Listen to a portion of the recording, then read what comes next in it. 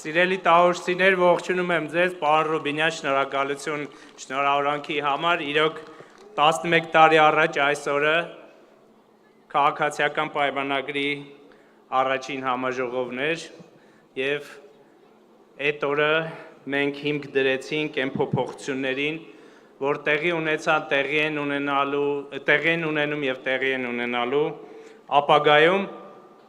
բայց մինչեւ ելույթս կսկսեմ 2026-ին քվեարկում ենք Ես այսօր եւ երեք Տավուշում գրեթե բոլոր համայնքներում շրջել եմ եւ Տավուշը այն մարզերից է, որտեղ ամենաշատն է երևում մեր կառավարության աշխատանքը եւ հատկապես դա տեղի է ունեցել վերջին 5 տարիներին։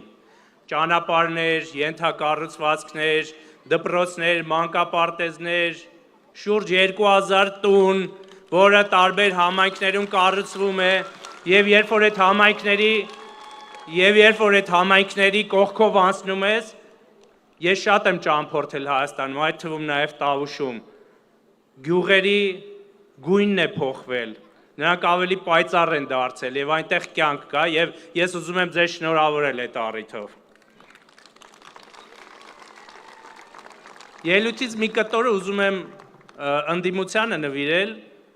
բայց մեր ընդդիմության մասին խոսելիս առանց հումոր անհնար է, որովհետև կխելագարվենք այն ինչեր են խոսում,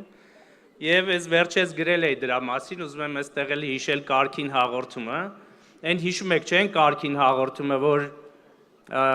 հոգեկան առողջության կենտրոնում երկու պացիենտ իրար հետ խոսում են, մեկը ասենց համ մեկը ասում է ինչ ես անում, ասում է կոկորդիլոսներն եմ քշում, ասում է բայց այդտեղ կոկորդիլոս չկա, ասում է դե բոլորին քշել են, որտեղից լինի, հիմա մեր ընդդիմությունն է, ուրեմն մտան պայքարի մեջ, հատկապես ուժեղ Հայաստանը եւ հնարեց 300,000 աշխատատեղ ստեղծելու միֆը,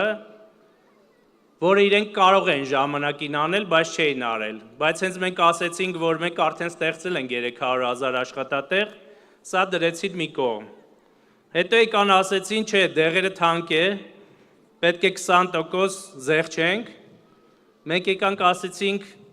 առողջապահության համակարգով այդ հարցերը լուծվել է, ըստ էության բոլոր այն կարիքավոր շերտերը, որոնք դրա կարիքը ունեն, անվճար են ստանում իրենց դեղերը կամ շատ չնչին համաֆինանսավորման, այդ էլ դրեցին մի կողմ։ Հետո ասացին, պետք է բիզնեսը 0% հարկ վճարի։ Բոլոր մասնագետները, այդ թվում նաև փոքր ու միջին բիզնեսը սկսեց ծիծաղել նրանց վրա, որ այդպես հնարավոր չի, այդպես պետություն հնարավոր չի կարծել, այս էլ դրեցին մի կողմ, եւ հիմա մի հատ զավեշտալի սուտ են հնարել, եւ դա դարձրել են իրենց գլխավոր, այսպես քարոզչական ուղղությունը 300,000 ադրբեջանցիների թեման այսօր էլ մի մեծ ասուլիս են հրավիրում եւ ասում են, որ ադրբեջանական թատրոն է գալու Հայաստան։ Իրենք թատրոն են, ադրբեջանական թատրոնն է գալու Հայաստան։ Եվ ամեն անգամ, երբ որ նրանք այս մասին խոսում են, ես այդ Կարգին հաղորդման կտորն եմ հիշում։ Եվ հունիսի 7-ին մենք բոլորս, այդ թվում մեր համակիրները, համախոհները, մեր ամբողջ ազգը եւ ժողովուրդը այս հարցը լուծելու է մեկընդմիշտ եւ մենք մերժելու ենք սուտն ու կեղծիքը, որ կա այդ թվում նաեւ քաղաքականության մեջ։ Եվ վերջում ես ձեզ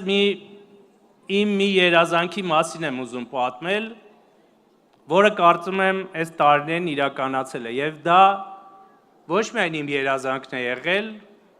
այլ շատ մեր շատերի երազանքը։ Վստահ եմ, որ տասնամյակներ շարունակ քաղաքականությունով հետաքրքրվողները հեռուստացույց դիտելիս տեսնում էին մեծ ֆորումներ, երկրներ, որտեղ գալիս էին շատ առաջնորդներ։ Եվ մենք Տեր-Պետրոսյանի ժամանակ, Քոչարյանի ժամանակ, Սերժ Սարգսյանի ժամանակ ասում ենք դե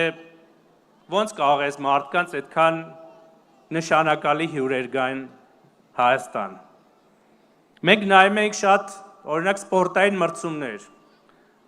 Եվրոսպորտով նայում ենք ֆուտբոլի առաջնություններ, ծանրամարտի առաջնություններ, նայում ենք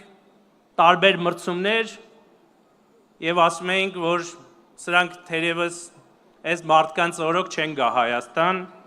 որովհետեւ նրանք ոչ հարգանք ունեն, ոչ էլ ունակություն այդ ամեն ինչը կազմակերպելու։ Եվ ես շատ ուրախ եմ եւ իմ կողմից էլ մեծ ջանքեր եմ գործադրել, որպեսզի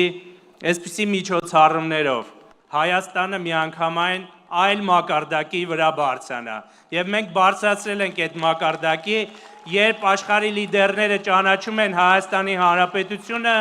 երբ մշակութային լիդերները ճանաչում են Հայաստանի Հանրապետությունը, երբ սպորտային լիդերները ճանաչում են Հայաստանի Հանրապետությունը։ Ուստի 2026-ին քվեարկում ենք,